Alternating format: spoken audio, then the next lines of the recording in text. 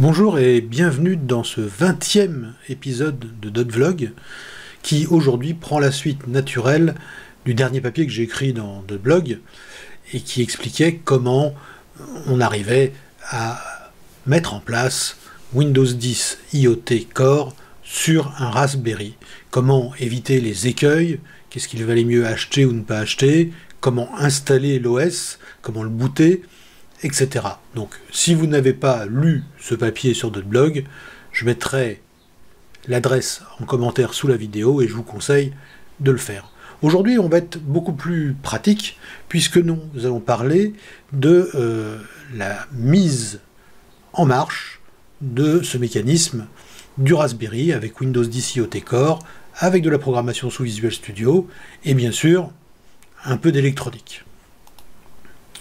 Alors, bien évidemment, le Raspberry et Windows 10 sont faits pour aller ensemble, puisqu'il s'agit en fait d'un Windows sous ARM.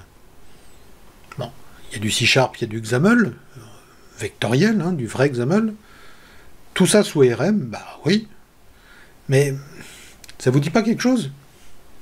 Windows avec du C# et du XAML qui marche sur de l'ARM? Et si, je veux dire, c'est en fait Windows Phone, hein, feu Windows Phone. On a réhabillé un peu le truc, on appelle ça Windows 10 IoT Core, etc. On dit qu'on fait de l'UWP, on parle plus ni de Silverlight ni d'autre chose. Mais n'empêche que bon, Microsoft savait déjà le faire il y a déjà pas mal d'années, et il y a eu beaucoup d'améliorations, hein, parce que IoT c'est quand même pas mal de choses nouvelles. Windows 10 Core, il y a aussi pas mal de choses qui ont été modifiées, mais en fait, c'était déjà ce qu'on savait faire avec Windows Phone. Donc nous disposons en fait tout simplement de l'OS d'un Windows Phone, mais qui a été packagé pour être installé sur autre chose qu'un Windows Phone, qui marche à base d'ARM. Donc ça, c'est la première chose qu'il faut concevoir, c'est que finalement, on a à peu près le même genre de fonctionnement, avec des limites, puisque Windows IoT Core s'adresse plutôt à des petites machines, voire à des très petites machines qui ne sont pas forcément aussi bien dotées que pouvait l'être un téléphone, même à l'époque. Alors, qu'est-ce que le Raspberry et pourquoi utiliser un Raspberry? Windows IoT Core marche avec de nombreuses devices et je vous invite à regarder les sites de Microsoft pour connaître la liste des devices sur lesquels vous pouvez installer Windows 10 IoT Core. J'ai choisi personnellement le Raspberry parce que d'abord il n'est pas très cher, hein, il faut compter une 25-30 € pour une machine complète, ce qui est quand même pas très cher vu ce qu'on a à la fin, c'est-à-dire un nano ordinateur complet qui tourne effectivement sous ARM, avec une puce ARM. Au départ, en fait, ça a été conçu pour l'éducation, pour essayer d'être très égalitaire, c'est-à-dire qu'un ordinateur, un PC, ça coûtait très cher, malgré les efforts et malgré les baisses des produits chinois, ça restait quelque chose de cher. Et des professeurs de Cambridge ont eu l'idée de créer le Raspberry en disant voilà, c'est un petit PC complet, c'est un peu un esprit différent d'Arduino, puisque là on voulait un PC complet qui pourrait être utilisé par des étudiants pour se former à l'informatique, à la programmation, un peu partout dans le monde, et à 25 $, ce qui était le prix au départ de cette machine-là, il faut dire que l'objectif était plus que réalisé.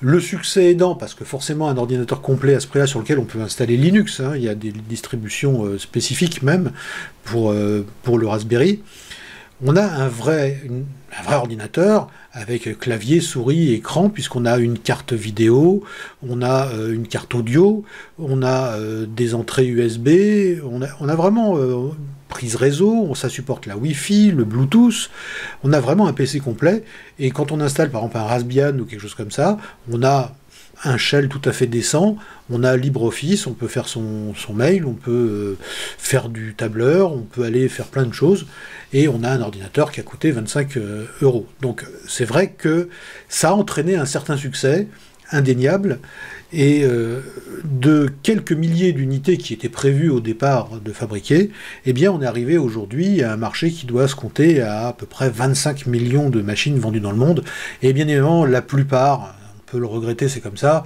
ne sont pas achetés par les pays les plus pauvres, les petits-enfants les plus pauvres en Afrique ou ailleurs, pour se former et avoir un métier, mais la grande majorité de ces machines se retrouvent entre les mains de geeks comme moi et vous, très certainement, enfin en tout cas je l'espère, parce qu'on s'amuse beaucoup avec ça, et surtout principalement d'entreprises, parce que c'est une machine extraordinaire pour automatiser des choses, fabriquer des prototypes, etc., etc.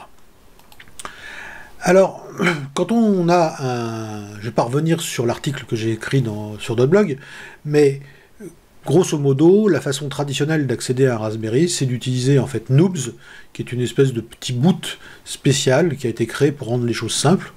Un fichier qu'on dézippe et qu'on installe directement sur une carte SD. On colle la carte SD dans le Raspberry, il va booter avec Noobs, et Noobs vous permettra et vous proposera d'installer des nouveaux OS, que ce soit des OS de type Linux ou Windows 10 qui en fait partie.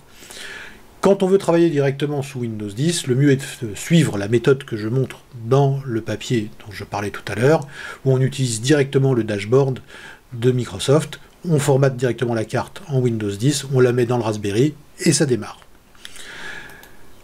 Qu'est-ce qu'on a à ce moment-là? Eh bien, quand vous voyez sur l'écran en ce moment, j'avais branché un écran normal sur mon Raspberry, et on voit Welcome to Windows 10 IoT Core, et on voit bien qu'on est sous Windows 10, puisque Please wait while we got things ready, et avec le petit rond qui tourne, il y a de l'attente, c'est bon, on est sous Windows. Non, je plaisante. C'est la mise en route qui commence comme ça. Et Windows 10 IoT Core, en fait, c'est un peu plus limité, bien sûr, que le Windows 10 qu'on a sur les PC. Il ne faut pas s'attendre à disposer de toutes les astuces et de toutes les librairies. Mais ça reste quand même très complet, puisqu'on peut quand même développer en C# XAML, ce qui est déjà pas mal. On retrouve donc le support de UWP complet, et on verra que pour créer une application pour IoT, on n'a rien de spécial à faire. On va dans Visual Studio et on demande de créer une application UWP blanche, vide, et on rajoute dedans ce dont on a besoin. Donc c'est vraiment dans l'esprit de la portabilité du WP, qui devait être ce fameux système universel qui, depuis la chute des Windows Phone définitivement abandonné, n'a plus grand intérêt en tant que système universel, puisqu'il est universel sur le PC. Éventuellement la Xbox, mais enfin bon, ça limite un peu les possibilités. Et peut-être que le fait que Windows 10 et UWP soient disponibles pour l'IoT sur Raspberry va peut-être changer un peu la donne, notamment l'intérêt qu'on peut porter à cet ensemble de programmation, à cet environnement qui est quand même assez sympa.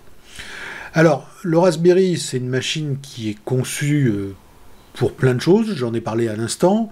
Pour l'éducation, on peut mettre un vrai Linux dessus, on peut avoir une vraie distribution avec un vrai bureau, LibreOffice, etc., etc. Nous, dans le cadre dans lequel on va l'utiliser, c'est plutôt comme une machine de prototypage pour essayer de créer des applications communicantes, justement l'Internet of Things, hein, l'Internet des choses, l'IoT, et c'est ça qui va nous intéresser. Mais dans un premier temps, avant de communiquer sur Internet, on va se lancer dans des démos un peu moins, on va dire, prétentieuse dans un premier temps, mais juste arriver à programmer ce petit Raspberry et à le faire communiquer quand même avec des composants électroniques qui lui sont étrangers, qui lui sont externes, et tout ça c'est quand même déjà pas mal et c'est un grand pas en avant. Alors, si vous regardez là encore la capture d'écran qu'il y a en ce moment d'afficher, ça c'est les informations système, qui sont données par l'espèce de petit shell qui est fourni par Microsoft. Parce que le Raspberry, malgré lui, c'est quand même un vrai PC, hein, avec lequel on peut faire plein de choses et on peut quand même travailler. Donc je ne vais pas le redire 50 fois. Donc pour ce qui est des installations comme Raspbian, etc., je vous laisse jouer. C'est pas compliqué à faire, hein. Les cartes SD, ça vaut vraiment rien du tout. Donc vous prenez une carte SD, vous installez Noobs, vous installez un Raspbian dessus, vous l'enlevez, vous prenez une autre carte SD sur laquelle vous avez programmé avec dashboard de Microsoft comment booter en Windows 10, vous changez la carte SD et vous avez un Raspberry qui marche sous Raspbian et qui devient un PC de bureau, ou un Raspberry qui marche sous Windows 10 IoT. Il n'y a rien à changer, c'est juste la carte SD que je suis d'enlever et de remettre. Hein. C'est pas compliqué, c'est vraiment pas très contraignant. Donc, on peut dans le mode qui nous intéresse avec Windows 10, faire bien évidemment de la programmation visuelle, puisqu'on a C# XAML qui fonctionne. La vocation véritable va être plutôt de prototyper, de commander des robots, de commander des choses de ce genre-là, mais enfin c'est complètement open, chacun fait ce qu'il veut. On va le voir dans la démonstration qui va suivre, avec un écran tactile adapté au Raspberry. On peut très bien fabriquer quelque chose avec un programme, quelque chose de complètement autonome, une borne d'information, un système de suivi pour un télescope, bref, on peut faire ce qu'on veut, et là, c'est vraiment très très très ouvert. Donc c'est dans cet esprit-là que nous, on va s'en servir, mais sachez qu'on peut en faire vraiment ce qu'on veut. Alors, pour entrer dans le vif du sujet, qu'est-ce qui va nous intéresser dans un Raspberry? On ne va pas discuter de la mémoire, du processeur, du machin, etc. On s'en fiche, on n'est pas là pour ça, il y a des fiches techniques qui existent. Alors il existe des sites web qui traitent du sujet en long et en large. Il ne s'agit pas ici de redire tout ce qui a déjà été écrit ou tout ce qui a déjà été mis sur YouTube à propos du Raspberry. Vous êtes grand, vous êtes capable de le faire. Google est votre ami, j'en suis certain. Donc on va se pencher sur une particularité du Raspberry qui va nous intéresser un peu plus que le reste. Ça ne veut pas dire que le reste c'est pas intéressant, parce qu'il y a une carte son, on peut s'amuser avec, on peut faire rentrer du signal vidéo, on peut traiter plein de choses, du signal Internet, du signal Ethernet, on peut très bien se concentrer sur ces aspects-là. Nous, on va se concentrer aujourd'hui sur l'aspect connexion avec l'extérieur, et cette connexion avec l'extérieur fait intervenir les fameuses broches du Raspberry. Alors, le Raspberry est doté de 40 broches, en 2 lignes de 20, et c'est ce qui en fait tout l'intérêt pour nous, et pour tous les geeks de la planète en général, puisque grâce à ces broches, on va pouvoir avoir accès à des input-output selon différents modes qui vont nous permettre de communiquer avec l'extérieur du Raspberry. Et UWP, grâce à ses extensions IoT, nous donne accès à tout ça pour réaliser des trucs super sophistiqués ou des trucs super simples comme ce que je vais vous faire voir aujourd'hui, qui est plutôt le Hello World de l'UWP pour Raspberry. Alors, ces fameuses broches, vous voyez avec une vision schématique d'un Raspberry, elles se situent sur le côté, on a 2 lignes de 20, et vous voyez éclater la signification et la numérotation, donc qui part d'en haut, 1, 2, 3, 4 jusqu'à 40, et la signification et l'utilisation de toutes ces broches.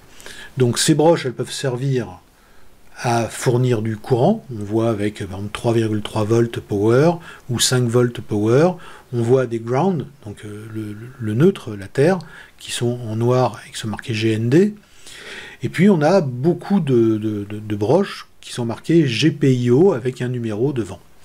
Certaines sont marquées GPIO avec une autre fonction entre parenthèses, ça veut dire que quand on va être en mode programmation, il va falloir indiquer au Raspberry dans quel mode on veut que fonctionne cette broche en particulier. On retrouve là-dessus les SPI ou le I2C, etc. On en parlera plus tard, qui sont des modes de communication pour communiquer avec des circuits électroniques qui sont un peu plus complexes, parce qu'on ne va pas pouvoir multiplier le nombre de broches comme ça pour travailler en binaire total. Ça serait réinventer un peu la prise parallèle qui reliait les imprimantes il y a très longtemps de ça. Les plus jeunes ne peuvent pas comprendre de quoi je parle. Donc, on se retrouve avec tout ça, et avec tous ces GPIO. Alors GPIO, c'est quoi? GPIO, c'est General Purpose Input-Output, donc entrée-sortie d'utilisation générale. Chaque pin GPIO peut être programmé, soit en entrée, soit en sortie. Il faut choisir. Donc on va soit s'en servir pour faire sortir un signal, soit pour en faire entrer. Dans les deux cas, il n'y a que 2 valeurs qui seront reconnues, une valeur qui sera appelée high, haute, et une valeur qui sera appelée low, basse, avec une espèce de tolérance entre les deux, et qui vous permet de savoir si vous êtes à 0 ou à 1, et c'est tout. Hein, il n'y aura pas d'autres utilisations possibles de ces GPIO, à part éventuellement la modulation d'amplitude de la largeur du signal qui est envoyé, qui est le PWM, hein, Pulse Width Modulation, donc modulation de la largeur de l'impulsion. En trichant avec ça, on peut donner l'impression qu'on génère des volts différents, des voltages différents, ou piloter des moteurs pas à pas, ou des choses de ce genre-là. On verra tout ça un autre jour, c'est pas ce qui nous intéresse pour l'instant. Donc rappelez-vous que c'est du binaire, soit en entrée, soit en sortie, et qu'il faut le choisir. Dans ce premier volet, on va se concentrer sur les GPIO.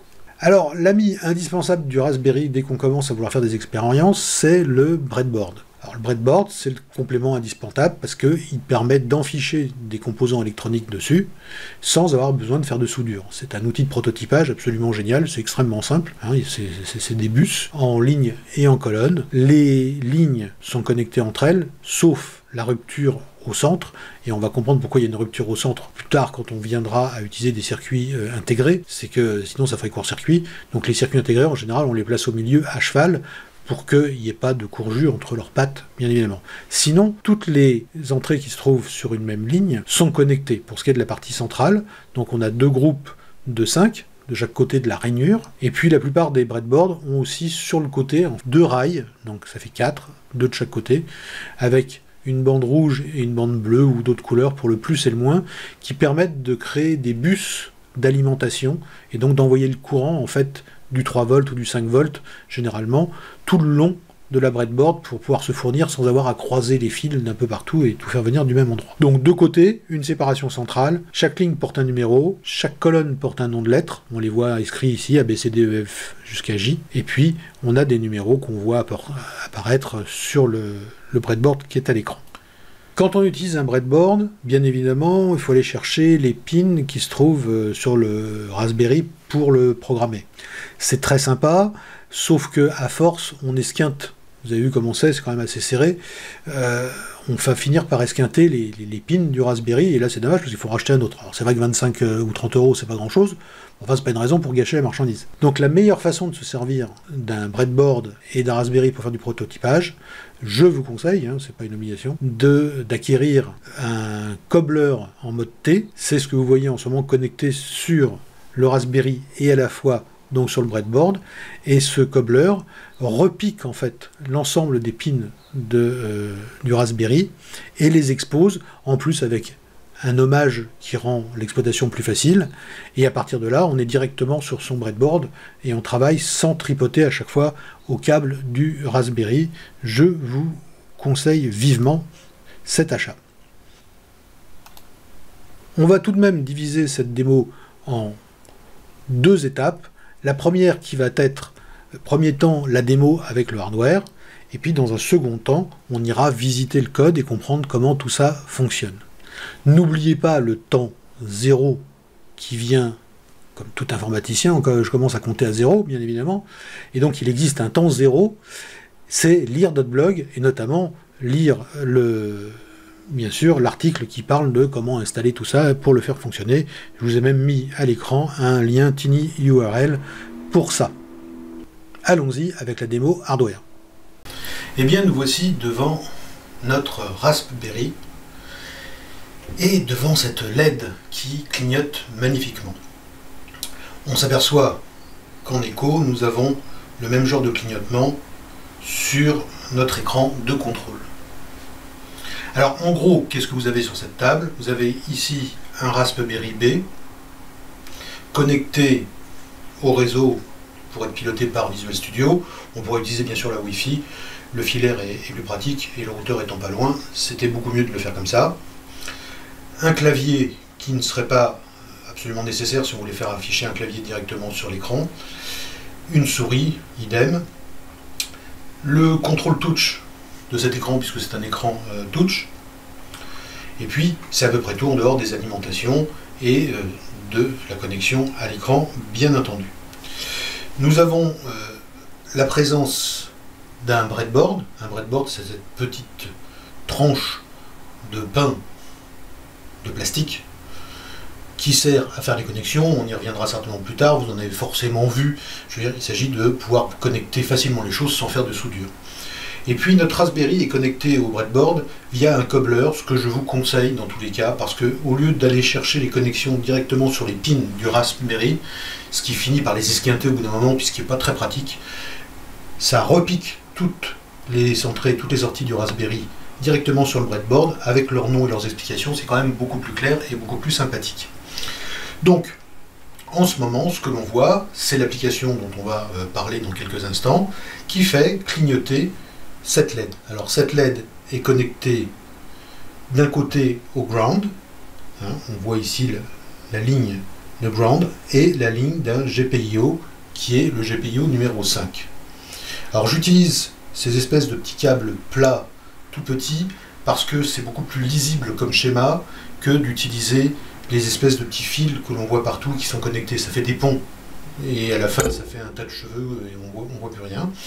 Pour faire un câblage propre qui est lisible, je vous conseille d'utiliser ces petits morceaux de fil de fer pré-tendus, pré-réglés et pré-coupés pour être directement insérés là-dedans. Cela dit, on a un montage excessivement simple dont on verra l'explication à l'écran tout à l'heure, mais enfin, on a une boucle qui se fait entre le ground, donc la terre, et avec le GPIO numéro 5. Une fois que le GPIO 5 a été activé, ce que notre écran nous rappelle ici, pin GPIO initialisé correctement, eh bien, on dispose d'un moyen de communication avec ce GPIO. On va le positionner soit en lecture, soit en écriture. Ici, il va être en écriture, puisqu'un coup, on va y écrire une valeur. Deux sont possibles seulement, c'est binaire, high ou low. Et donc, on va alterner le high et le low avec un timer. Donc, une fois de temps en temps, ici, toutes les 500 millisecondes, tel qu'on l'a réglé, qu'on l'indique sur l'écran de contrôle, on va avoir notre pin 5 qui va passer à l'état haut, puis après à l'état bas pour la même durée de temps. La connexion elle-même ne se fait pas directement sur la LED, on passe par une petite résistance, tout simplement pour pas que la boucle de courant, la LED consommant relativement peu et faisant peu barrière au courant à ces valeurs-là, il y aurait certainement une intensité de courant trop grande qui partirait du GPIO 5, ce qui risquerait de l'endommager. Donc on place toujours une petite résistance, peut-être une résistance de 100K ou quelque chose comme ça, ici je peux vérifier, enfin dans ces valeurs-là. Notre écran qui est connecté au Raspberry nous donne le retour. Nous voyons ici qu'on a fait battre alternativement, c'est une question de programmation, on aurait pu le faire autrement de telle façon à ce que les deux battent exactement en même temps. On corrigera ça éventuellement à l'écran tout à l'heure, et ça sera l'occasion de regarder le code, bien évidemment. Et puis, nous avons un bouton stop qui permet, quand on le désire, de mettre fin à notre séquence, c'est-à-dire mettre fin à notre application, sachant qu'une seule application peut avoir l'avant-plan dans Windows 10 IoT. Je stoppe, et nous sommes sur l'écran d'attente. Donc automatiquement, on va passer sur un écran qui est un écran... oui, un screensaver, en fait, on peut le dire comme ça, alors, qui fait voir un petit Raspberry qui se balade. Si on touche, on retombe sur l'application Shell. Il n'y a pas vraiment de Shell dans un Raspberry Windows 10, mais il y a une application, notamment celle-ci qui a été fournie par Microsoft par défaut, comme une source d'exemple. On peut la modifier, l'open source, on peut rajouter des choses, on peut l'enlever, on peut utiliser une autre application vers laquelle systématiquement le Raspberry va revenir, enfin en tout cas Windows 10 IoT va revenir dès qu'une application se ferme. Ici, c'est cette application Shell qui permet d'avoir accès, par exemple, eh bien, on va dire, à la météo. Nous sommes connectés, donc. On retrouve exactement le fonctionnement d'une application, j'allais dire Windows Phone, mais c'est ça. Hein, en fait, Windows 10 IoT, c'est un Windows 10 qui est fait pour tourner sous ARM avec C# et XAML, c'est-à-dire exactement Windows Phone. Donc, aujourd'hui, on parle d'UWP, de Windows 10 IoT Core, on a tout un habillage, il y a beaucoup de choses qui ont été changées certainement techniquement derrière, mais en fait on savait le faire avec Windows Phone il y a déjà, bon, je ne vais pas le dire parce que ça vieillit trop. Et ici il me dit voilà qu'il fait effectivement 27 degrés, j'ai pas la clim de brancher parce que pour faire l'enregistrement c'est un peu compliqué, donc je me dépêche d'enregistrer cette partie-là, pour pas avoir le bruit de la clim, et on a une belle météo qui nous indique qu'il va y avoir 37-38 degrés mardi. On va bien s'amuser mes neveux, parce que pour pouvoir tourner les vidéos, là c'est pas possible, avec 38 degrés dehors, ça veut dire dans le bureau qui est sous les combles, ça veut dire 45 degrés si je mets la clim, et 52 degrés si je mets pas la clim. En gros c'est ça. Donc on peut revenir à notre menu, le redémarrer, et ici on a notre navigation, on peut écouter de la musique, il y a des tas de choses pour faire ça, puisqu'il y a une sortie son qui est ici, il y a une carte son sur le Raspberry, on a vraiment un PC complet pour 30 $. On a nos applications, et ici, ils ont essayé de faire quelque chose d'assez sympathique, c'est-à-dire qu'ils ont essayé de recenser automatiquement les applications qui étaient installées sur la machine. Et ici on voit qu'on a notre Blinky, qui est notre petite application à nous, je la relance. Vous êtes sur le point de lancer une application externe, vous devez le portail d'application Windows pour pouvoir à cette vision. Voulez-vous continuer? Oui. On va bien voir ce que ça donne. Et voilà, il va relancer Blinky. Et par magie, Blinky fonctionne. Extraordinaire, isn't it? Je l'arrête. Nous revenons à notre shell. Donc on a quelque chose d'extrêmement complexe, d'extrêmement sophistiqué, vous voyez, avec un tout petit écran qui ne coûte pas grand-chose, qui est un peu petit, mais qui est très bien fait, et qui possède à l'arrière 4 picots qui permettent de venir, je vais me faire voir sur celui-ci, qui permettent de venir se visser sur les 4 trous qu'on a ici. On va faire voir à l'autre caméra, ici, ici, ici et ici, ce qui permet de mettre le Raspberry derrière l'écran, de monter ça avec ses vis directement sur un support et d'en faire par exemple une application complète, d'avoir écrit une application complète en UWP, c'est-à-dire en C# et en XAML, et de pouvoir l'emmener avec soi. C'est vraiment génial, c'est vraiment absolument génial. On va revenir sur l'aspect électronique, on va revenir sur l'aspect bien sûr programmatique avec Visual Studio et avec Windows 10 IoT Core. Et vous voyez comment ça fonctionne. Je pense que on va pouvoir maintenant avancer sur ce qu'on peut faire avec tout ça. On se retrouve quand je serai passé de l'autre côté sur l'ordinateur qui a Visual Studio. A de suite.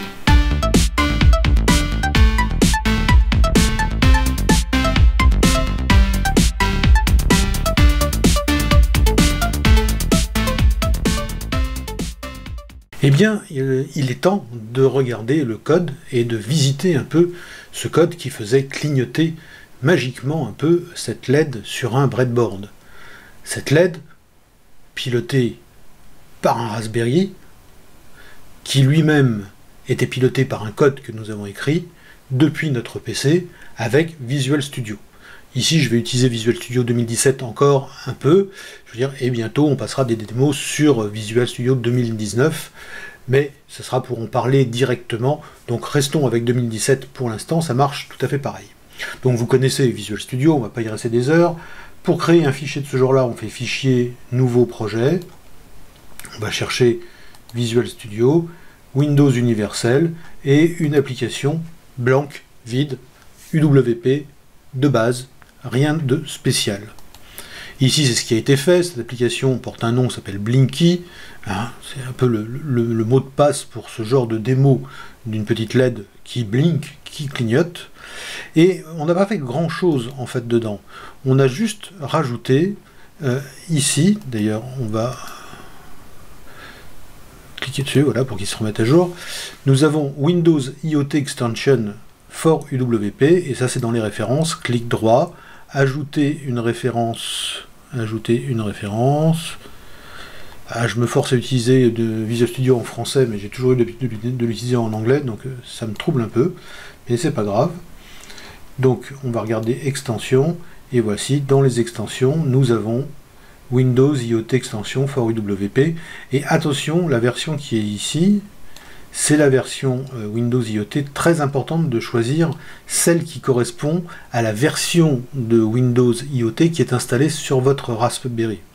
On n'en parlera pas aujourd'hui, j'ai parlé donc dans d'autres blogs comment installer tout ça, vérifiez bien que vous installez la bonne version, ou au cas où, allez sur le Raspberry, regardez dans les informations système pour vérifier quelle version est installée, bien évidemment. Il faut que ça soit en tout cas en accord.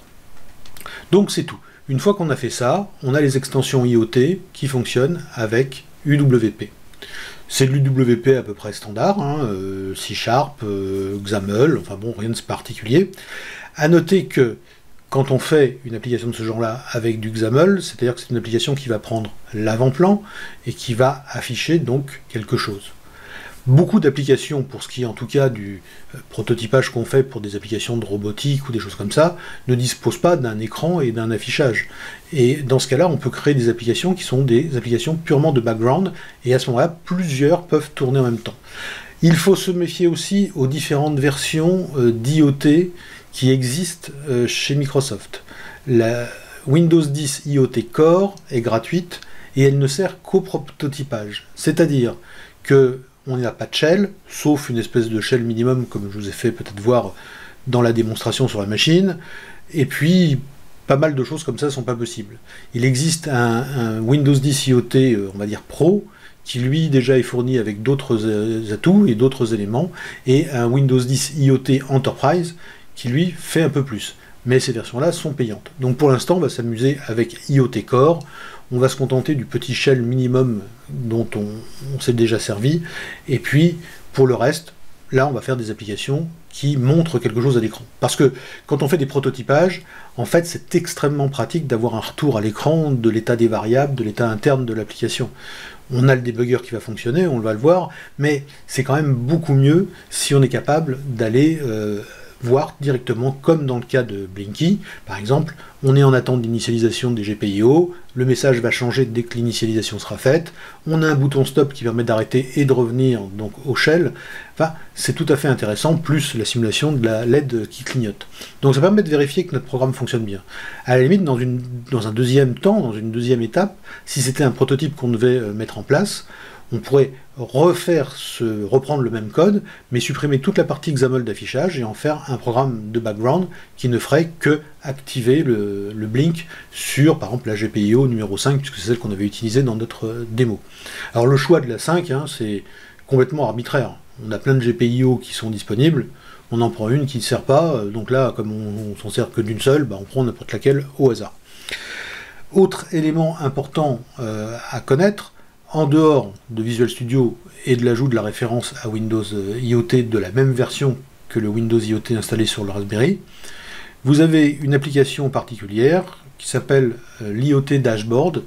Donc cherchez, parce que ça change un peu souvent les sites Microsoft, je trouve, en ce moment. Donc on a des liens, et puis 6 mois après, ils sont plus valables. Donc plutôt que de donner un lien qui ne marche pas, voici le nom de l'application, IoT Dashboard. Recherchez-la sur les sites Microsoft et téléchargez-la tout simplement.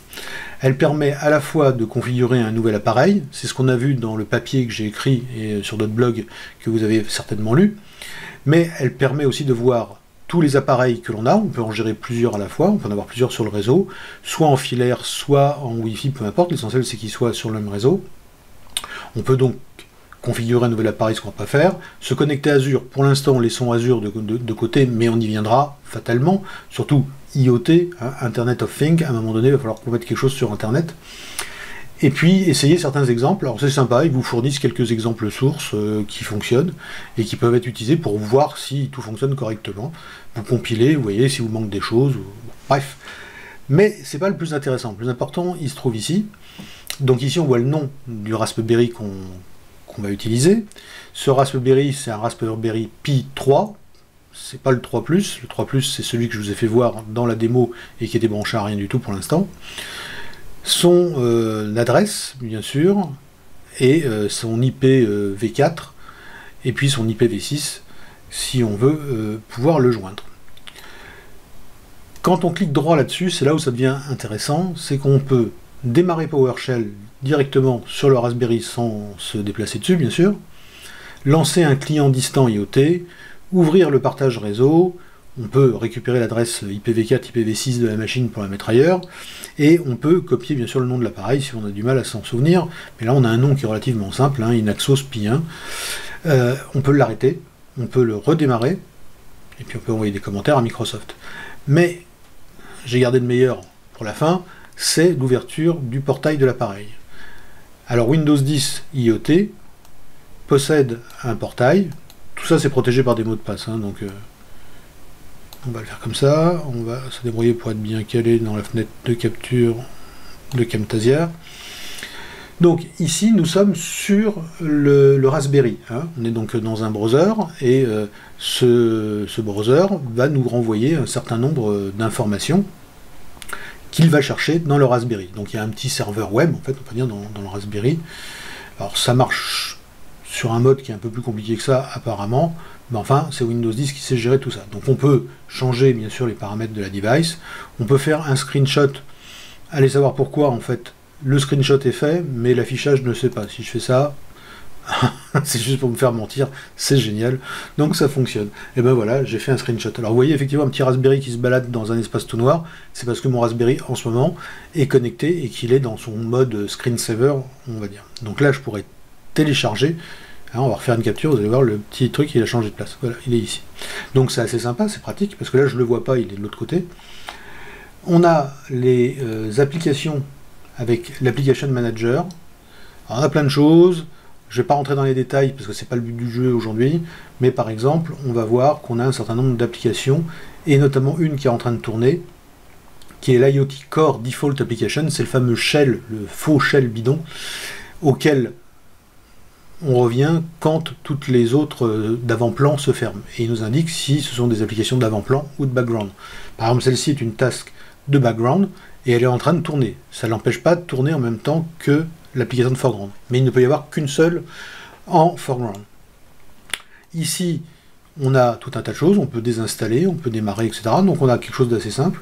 On dispose d'un File Explorer tout à fait fonctionnel. Hein. Là, on n'a rien dans le document, parce qu'on n'a rien mis pour l'instant, ni dans Picture, ni dans Musique, ni dans Vidéo, Public Document, il n'y a rien. Mais enfin, on dispose effectivement d'une arborescence de type Windows, hein, tout simplement, avec Musique, Picture, etc., etc. Quick Run Sample, les fameux exemples qu'on pourrait envoyer rapidement. Alors, vous avez même une Internet radio, c'est très sympa. Hein. Vous branchez sur la sortie audio du Raspberry, et vous allez pouvoir écouter une radio Internet. C'est très simple. Ici, c'est pour Azure, donc là, on y reviendra le jour où on en parlera.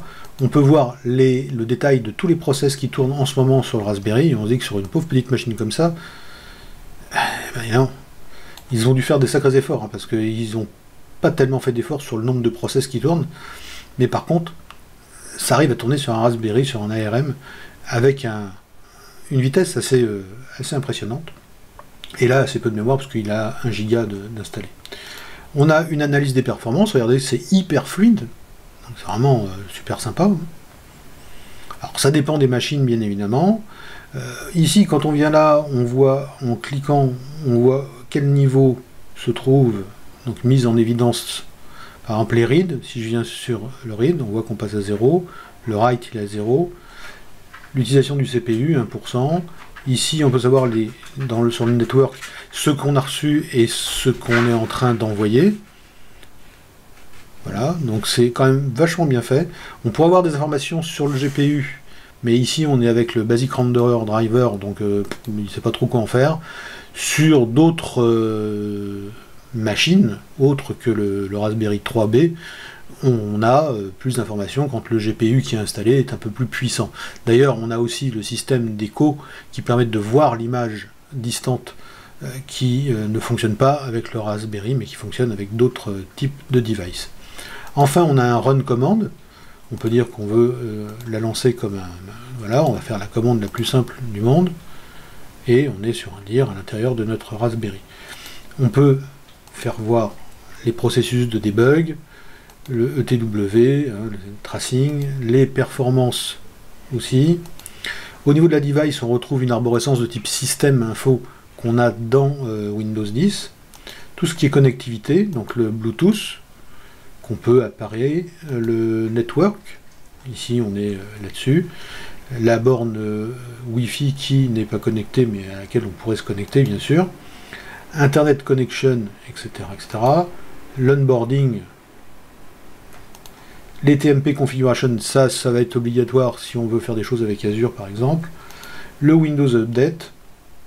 Alors depuis hier il me dit qu'il download update, je ne peux pas faire check pour update, et je ne sais pas s'il fait vraiment quelque chose ou pas. Enfin bon, je découvrirai.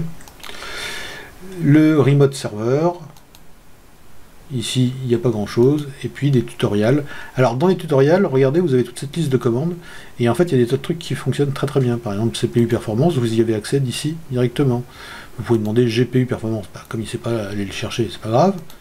Les networks qui sont disponibles, le Bluetooth, les drivers, par exemple.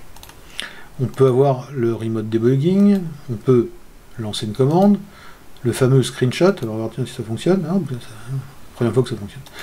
Windows Update, donc ce qu'on avait tout à l'heure, toutes les applications qui sont installées, les performances de mémoire, bref, c'est vraiment très complet, et on a accès à tout ça via ici un autre menu qui permet d'exporter le workspace, etc. Et puis ici, on peut donner des feedbacks à Microsoft, et ici, bien évidemment, gérer le restart ou le shutdown de l'appareil.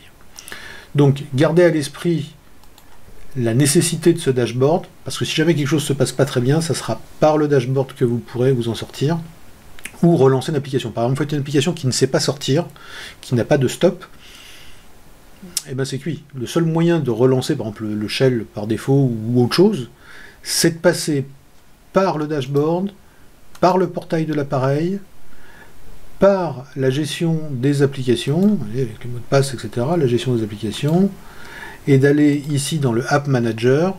Dans le App Manager, et votre application, il faudra dire que vous voulez action, par exemple celle-là est en train de tourner, il faudra dire de l'arrêter. Ici, comme c'est la seule qui peut tourner, on a le choix que de la restarter, et il faudra venir par exemple sur cette application qui fait le shell et lui dire de démarrer. Bref, n'oubliez surtout pas en fait l'IoT dashboard, ne commencez pas à développer ou à vouloir faire des choses tant que vous n'avez pas téléchargé cet outil, et tant que vous n'avez pas bien compris comment on fait pour aller dans le portail de l'appareil. Alors au passage, il y a des problèmes de résolution sur les écrans. Là par exemple, le petit écran que je vous ai fait voir tout à l'heure, c'est un écran en 1024-600, donc 7 pouces. C'est un format assez courant en fait dans ces petits écrans de type touch, et il s'avère que c'est un format qui n'est pas supporté. Et si vous essayez de tripoter les résolutions d'écran, parce qu'on ne peut pas changer la résolution d'écran dans Windows sur le Raspberry, il faut le faire à travers le dashboard et bien sûr le portail de l'appareil. Et là, quand vous mettez quelque chose, ça merdouille, et vous êtes obligé de refabriquer votre carte SD, parce qu'en fait, il n'y a plus rien qui boot, c'est une catastrophe. Donc il y a un bug quelque part. J'ai fini par trouver, parce que je n'ai pas trouvé d'explication ailleurs sur le web, j'ai fini par trouver, il faut que vous retiriez votre carte SD de la machine, vous la mettez sur votre PC, et dans la partition EFI, vous avez un fichier qui s'appelle config.txt, et en fait là il met plusieurs fois, en fait il rajoute visiblement les caractéristiques de l'écran 2 ou 3 fois, il ne sait pas bien gérer ce fichier de config, il suffit de virer les lignes qui sont en trop, et c'est dans ces lignes ici qu'on peut rentrer exactement la bonne configuration, la bonne résolution d'écran qu'on veut. Et depuis que j'ai fait ça, justement, c'est depuis cette époque-là qu'on peut faire des captures écran, ça a l'air de fonctionner, et que mon écran fonctionne dans sa résolution native. Donc en fait, ça le gère très bien, mais Windows là-dessus est moins permissif, donc il faut le faire à la main. Mais surtout, vous avez ce bug, si vous changez la résolution pour faire un test, vous verrez qu'il y a des cas où vous ne pouvez plus revenir en arrière, et la machine ne boot pas, même si vous débranchez les écrans, etc. À se rappeler, donc comme astuce. Bref, on va passer à la démo réelle, en tout cas à la visite du code de cette démo. On y va maintenant. Alors je suis un peu navré s'il y a un peu trop de parlotte, mais c'est le premier épisode sur Windows 10 IoT Core, et il y a quand même des tas de trucs à dire qu'il va bien falloir dire, donc je pense que je les ai dit, et maintenant on va regarder le code qui se présente sous nos yeux.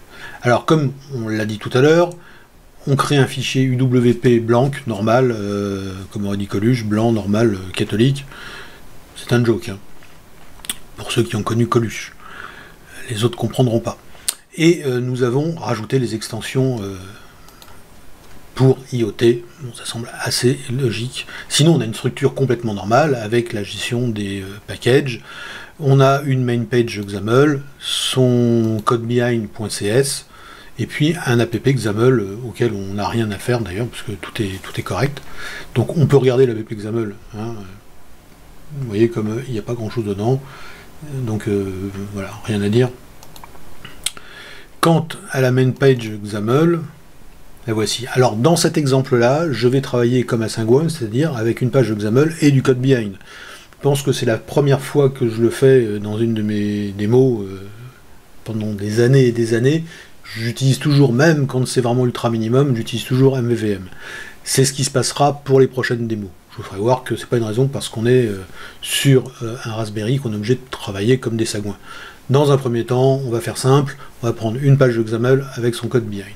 Alors cette page de XAML, comme vous voyez ici dans le designer, elle a une ellipse qui est grise et qui va passer rouge à un moment ou à un autre, la durée en fait du timer qu'on va indiquer, et puis un message qui permettra de savoir si le GPIO a été initialisé ou pas, et un petit bouton stop qui, quand on va cliquer dessus, justement permettra d'éviter à l'opérateur de retourner dans le dashboard, d'appeler l'écran d'accueil du Raspberry et d'aller shooter les programmes pour aller relancer, etc. Donc là ici, on a mis l'autre programme comme étant le programme par défaut, c'est-à-dire que quand un programme s'arrête, automatiquement le petit programme de shell est relancé tout seul, et donc dans nos applications, la seule chose qu'on a à faire, c'est prévoir un bouton pour sortir, et on verra comment on fait cette chose-là. Donc, en tant qu'affichage, je ne vais pas rentrer, c'est du XAML, hein, une ellipse, un label, vous voyez ici un text block, un autre text block ici, il porte des noms, c'est vraiment programmé à l'ancienne, hein, je veux dire, et un bouton stop qui, tout simplement, est avec Alors comme j'ai voulu qu'il soit dans un truc arrondi, et qu'il n'y a pas le truc arrondi dans le UWP qu'on a en IoT, le bouton en fait est remplacé par un stack panel. On a un bouton et son contenu c'est un stack panel avec un border qui lui a un corner radius et un texte, etc. Bon, c'est vraiment de l'embellissement pour pas grand chose, sachant que ce qui compte c'est notre bouton et son clic, bouton basse un clic, et voilà.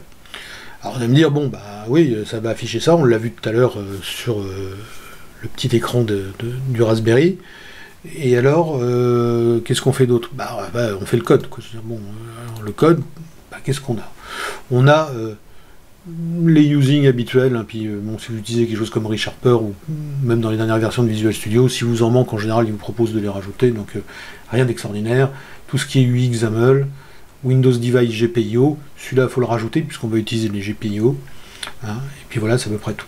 Donc on a une classe main page qui est une page normale, et puis on va se définir un certain nombre de constantes pour simplifier un peu le truc, donc notamment le numéro de la pin GPIO qu'on va utiliser. Donc là on a décidé d'utiliser la 5, je vous dis c'est totalement arbitraire, donc on va l'appeler la lettre pin, ce sera la 5. Et puis il nous faut donc l'objet GPIO pin, donc celui-là il nous en faut un, donc c'est lui qu'on va initialiser d'ailleurs, on va lui donner le nom de pin parce qu'on n'en a pas 50.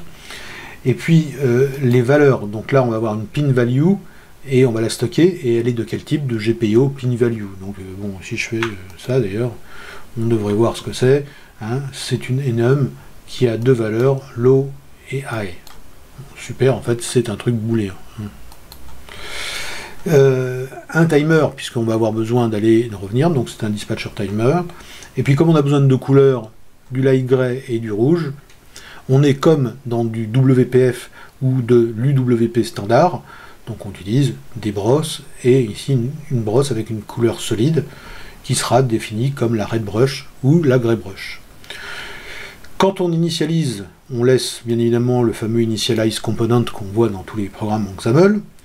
On va prendre notre timer, et tiens, on va même simplifier un peu le code en utilisant une initialisation d'objet, donc un new timer, dans lequel l'intervalle va être timer from millisecondes de 500. Là, on aurait pu mettre une constante, on l'a pas fait, bon, c'est une amélioration. Timer tick, on l'ajoute. Et là, on va appeler un truc qui s'appelle initGPIO, c'est un bout de code à nous. Et à la sortie de tout ça, le fameux pin qui est déclaré ici sera initialisé et pointera donc sur la pin numéro 5. Si l'objet qui est retourné est à nul, c'est que il y a quelque chose qui ne va pas. Donc on va rien faire, il ne se passera rien, notre application va rester coincée comme ça, donc c'est pas très bien fait, mais enfin, c'est pas bien méchant. Et par contre, si des différents nuls, on va pouvoir démarrer le timer. Donc deux choses vont se passer maintenant, il faut qu'on regarde l'init GPIO, c'est-à-dire comment j'initialise mon GPIO, et qu'est-ce qui va se passer dans le timer. Alors l'init GPIO est juste en dessous, on voit comment c'est fait. D'abord, on utilise un contrôleur, donc on a besoin du contrôleur par défaut des GPIO, donc on va s'en créer un en variable locale, puisqu'on n'a pas besoin de le réutiliser après. On va regarder s'il est nul. Là, c'est qu'on a un problème, c'est qu'il n'y a pas de contrôleur de GPIO, c'est qu'on n'est même pas branché à un Raspberry, mais on s'est branché sur son lave-vaisselle ou sur son frigo, il y a un problème. Et donc tout va être mis à nul, et puis on va changer le texte en disant qu'il n'y a pas de contrôleur, et puis ça s'arrête là. Sinon, bien entendu, on va pouvoir dire que notre pin, c'est ce fameux contrôleur de GPIO, donc qui est ici, GPIO, open pin, hein, l'ordre est relativement simple, de quel pin? La constante qui vaut 5, qui est la let pin, en fait, qu'on a décidé. Et puis, pin value, on va dire qu'elle est high, et puis on va faire un write de cette pin value, maintenant en utilisant la pin qui est initialisée, et puis on va passer le set drive mode au départ, il faut le faire au moins une fois, c'est dire si cette pin, elle va être utilisée en entrée ou en sortie. Et là, on a un mode output. Alors, par préférence, ça marche, mais je vais le passer en mode, son mode, avant d'écrire la valeur, ça me semble quand même plus logique. Et puis, on va changer le texte, hein, tout simplement, qui est donc pin GPIO initialisé correctement, c'est super. Là, on a vu l'essentiel, donc je ne sais pas si vous voyez à quel point c'est facile d'aller attaquer ces pins GPIO, hein. C'est vraiment extrêmement simple. Il y a peu de choses à savoir. En fait, il faut obtenir un contrôleur de GPIO, on prend celui par défaut, puis après, on initialise la pin en fonction de son numéro en utilisant ce fameux contrôleur qu'on a obtenu, et puis après, on passe le mode de la pin soit en output, soit en input, puisque là, on va écrire, puisqu'on va envoyer du courant à la LED, on est en output, et puis on écrit une valeur. Alors on commence par écrire une valeur haute, et puis on va mémoriser cette valeur, puisqu'on l'a mémorisée quelque part, on a une sorte de variable un peu globale ici dans notre data, qui est la GPIO value, qui est la pin value, et c'est pour ça qu'on attribue cette valeur-là, parce que ça va nous servir en fait de marqueur booléen pour savoir quand est-ce qu'on bascule. Et quand est-ce qu'on bascule? Bah, dans le timer tick, et là c'est quand même vraiment très simple, c'est si la pin value elle est haute, on la passe à bas, et si elle est basse, on la passe à haut. Hein. Je veux dire, là, vraiment rien d'extraordinaire. Donc on fait un pin write de la nouvelle valeur, après bien sûr avoir affecté cette nouvelle valeur, et puis on remplit en fait la LED, l'objet XAML, l'ellipse, et bien on va changer son fil en lui affectant la solide brosse, soit celle qui est gray, soit celle qui est rouge. C'est ce qu'on voit ici, et c'est vraiment extrêmement simple. Donc on a fait le tour du code, et il reste plus qu'un truc, c'est notre bouton qui permet de sortir. Qu'est-ce que fait ce bouton? Eh bien il fait un core application.exit. Aussi simple que ça. Si vous revenez sur l'app XAML, si vous regardez son code C#, vous voyez que c'est une application. On a bien évidemment le unsuspending. On retrouve en fait une logique qui est vraiment celle de Windows Phone en fait. Hein. Je veux dire, bon, c'est le même genre de machine, c'est une machine ARM avec des OS simples qui peuvent shooter les applications en mémoire, etc. Bon, si vous avez compris comment marchait à l'époque Windows Phone, vous aurez certainement compris très vite comment ça marche. Les seules spécificités qu'on a sont bien évidemment l'utilisation des broches du Raspberry ou d'une autre device, hein, parce que moi je vous fais tout ça comme démo avec un Raspberry 3 B ou B+, et peut-être avec un 4 demain, mais pour l'instant il n'est pas très stable, il y a quelques petits problèmes, donc je vais attendre avant d'en acheter un. Et très honnêtement, c'est parce que c'est mon choix, c'est comme ça, j'ai déjà expliqué, mais on a d'autres devices qui sont compatibles bien sûr avec Windows 10 IoT, avec lesquels on peut travailler. Vous allez sur le site de Microsoft, parce que là encore une fois, si je vous donne une liste, elle ne sera pas juste. Si je vous donne un pointeur vers une page, dans 6 mois, ça ne sera plus la même. Donc regardez, il y a une liste de matériel compatible qui change au gré des évolutions, mais vous avez plusieurs types de cartes qui fonctionnent, bien sûr. Et ce programme, une fois qu'il est fait, alors on pourrait lui demander de générer en fait cette solution pour s'assurer que tout se passe bien. Donc vous allez voir, on va rester en temps réel parce que c'est pas le truc qui va prendre le plus de temps. Hein. Il nous dit en fait tout de suite la génération a réussi, comme vous voyez en bas. Pour lancer cette application et la déployer, on a vu comment la construire, et bien on peut la déployer directement, mais avant, allez dans les options de votre projet, dans le débugger, et allez vérifier quel est l'ordinateur distant et accrochez-le. Ici, si je recherche, il me propose automatiquement, en détection automatique, celui-ci, et c'est celui que j'ai pris bien entendu. Un protocole universel non chiffré, je suis sur mon propre réseau, j'ai pas besoin d'aller plus loin, il n'y a pas d'argument de la ligne de commande. Une fois que ça c'est fait, une fois que vous êtes assuré de la jonction entre Visual Studio et votre device, là on peut faire ordinateur distant. Le processus, donc début de déploiement, comme on le voit écrit en bas de l'écran de Visual Studio, et maintenant on a le petit symbole de déploiement qui tourne. Il est en train de déployer l'application, et voici l'écran de debug qui est en train de se charger. Alors je vais vérifier, je vois le petit écran de l'autre côté, et oui, ça fonctionne, il y a la LED qui clignote, et on a l'affichage qui est celui de la démonstration qu'on a vu tout à l'heure. Je vais repasser un tout petit bout là pendant que je parle, je veux dire, j'irai en rechoper un bout sur la vidéo de l'autre pour que vous voyez le résultat, parce que c'est exactement la même chose que ce que j'avais fait, sans vous faire voir cette partie-là avec Visual Studio. Donc, voilà pour cette démo, on peut l'arrêter, c'est extrêmement simple. Vous voyez, il n'y a pas grand-chose à savoir, au moins pour utiliser les GPIO.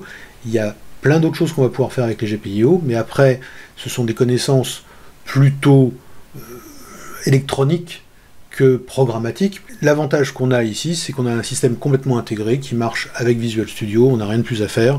J'ai mon Raspberry qui est branché sur le réseau et tout tourne.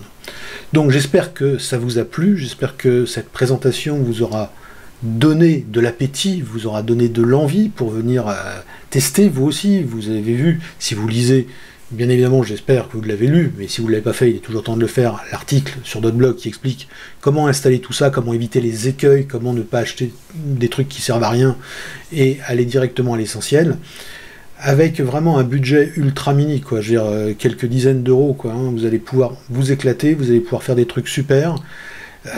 Et puis voilà, ça ouvre de nouveaux horizons. On est toujours en conquête, hein. Un informaticien, pour moi, un informaticien, c'est quelqu'un qui est toujours à la conquête de nouvelles choses.